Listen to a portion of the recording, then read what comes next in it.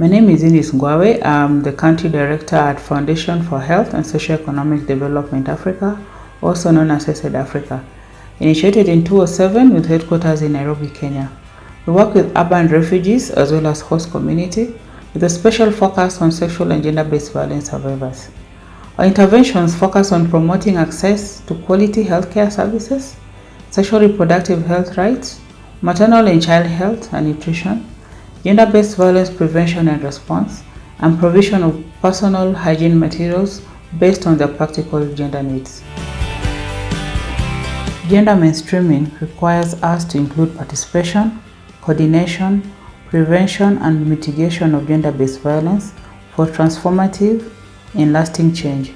In all our projects at HESED Africa and our partners, we conduct participatory needs assessment at the beginning of projects, engage right holders, consult with county and sub-county authorities, and work within government policies and annual work plans.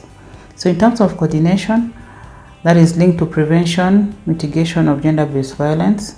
We work in close collaboration with community and government structures, the CSOs working in the location, community-based organizations, religious leaders, and institutions for community advocacy, referrals, and linkages in matters of refugee needs, health, social protection, and legal matters. We engage in GBV technical and monthly basis for linkages, referrals, information, and experience sharing. So in terms of transformative and lasting change, the SGBV survivors receive information, education, and practical skills such as sewing, henna making, soap making, and food demonstrations.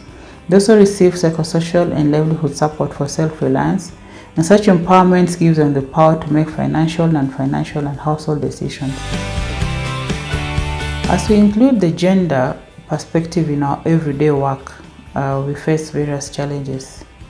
And these challenges are such like existence of diverse cultural practices and gender norms among the people of concern, the urban refugees, and sections of host communities that put unequal expectations on masculinity and femininity in the programs. Therefore, it requires us to engage in lobbying with our community and religious leadership and policymakers. On the other hand, it requires projects to have conversations with men, women, to demystify all the myths on these practices and the beliefs.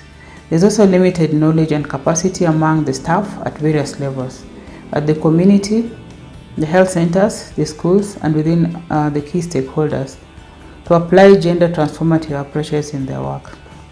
We also have limited capacity in coordination of activities regarding health and SGBV referral pathways and experience sharing among key stakeholders.